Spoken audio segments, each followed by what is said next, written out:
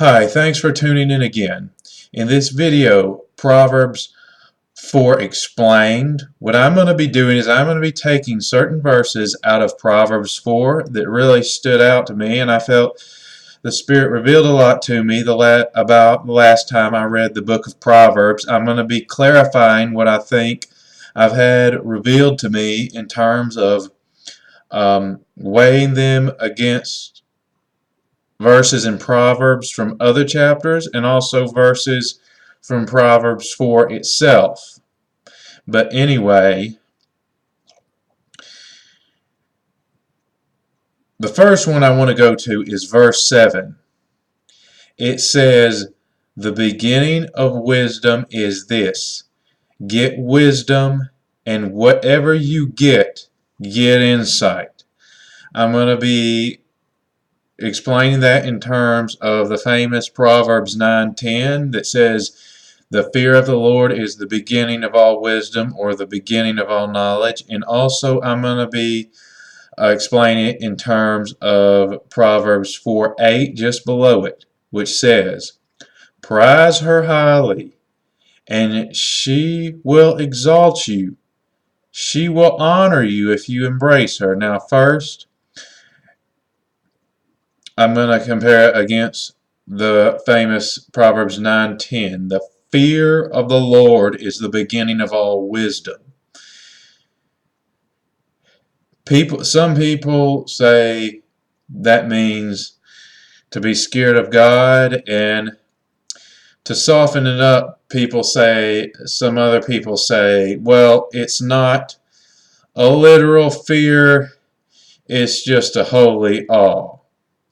I'll clip these glasses off if that glare is getting to you, but anyway, those are the two explanations of Proverbs 9:10.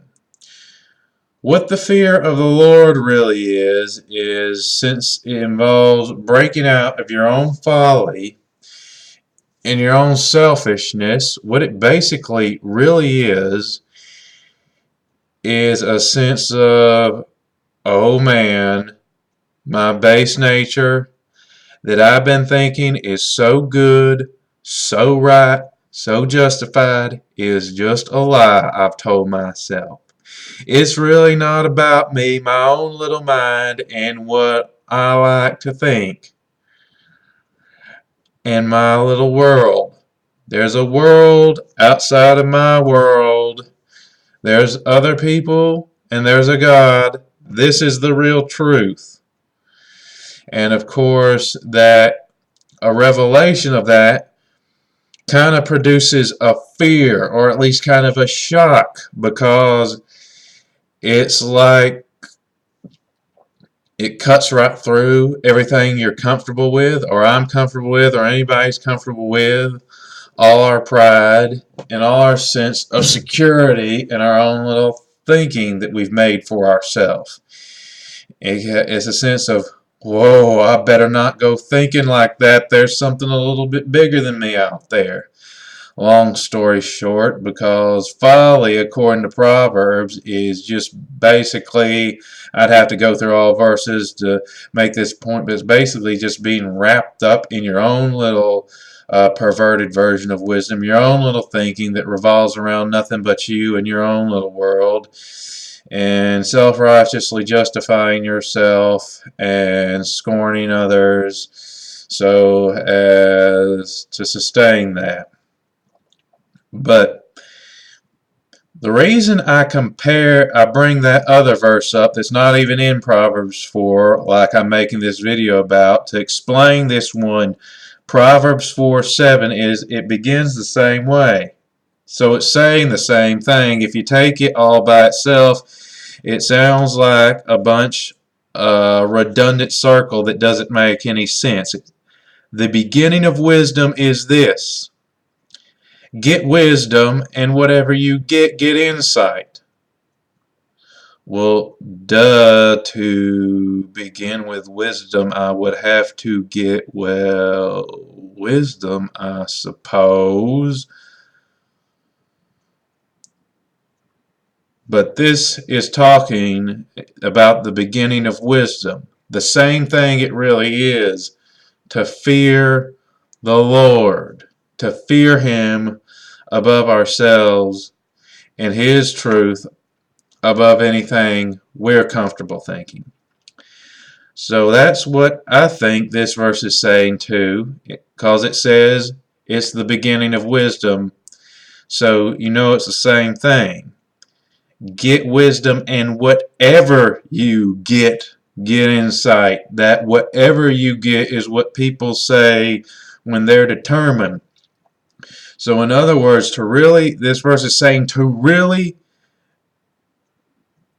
the beginning of wisdom is this: get wisdom, and whatever you get insight. Proverbs 4:7 is saying that it has to be a determination completely given to wisdom, where you'll cling to her, where you won't take it half and half, to where it's not just something you like to do on the side, but what you want to fill your whole soul with, your whole sustenance of your being with. The next verse, verse 8, emphasizes how important that is. Or it emphasizes loving wisdom in that way. It says, prize her highly, and she will exalt you. She will honor you if you embrace her. And to clarify this point, I want to skip a little bit off to Proverbs 7:4-2 to show that this is the point it's making in Proverbs and how you have to pursue and honor wisdom for it to be real. Keep my commandments and live. Keep my teachings as the apple of your eye. Bind them on your fingers. Write them on the tablet of your heart. Say to wisdom, you are my sister, and call insight your intimate friend. Also in James, it talks about the same thing. You have to really get wisdom, you want to have to be completely consumed by it. Let it be the very sustenance of your being, because he talks about in chapter 1, God, James 1, I'm not going to go over a little verse, read it, but it's basically saying God generously gives wisdom to anyone who asks, but you must ask in faith, not doubting, or else if you doubt, you're unstable. You're blown about like a wave on the wind. You're not set straight ahead. You're blown about, you're unstable, you shift from the course of true wisdom. You 1 minute spit clean water, blessing God, the next minute you spit out salty water, cursing man who's in the image and likeness of God. That's what it calls, get back in verse 1 in James, a double-minded man.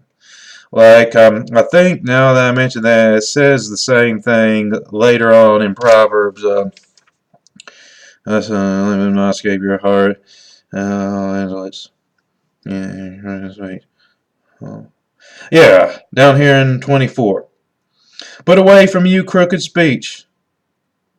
That means bent, swerving, not facing straight ahead on a sure path of wisdom, but put devious talk far from you. 25, 425. Let your eyes look directly forward and your gaze be straight for you before you take heed to the path of your feet, that all your ways will be sure. I've gone over a lot of stuff, but the point is just the same. Completely sold out to wisdom, completely embracing her, not turning back, not just wanting a portion at our convenience, but it as a way of life.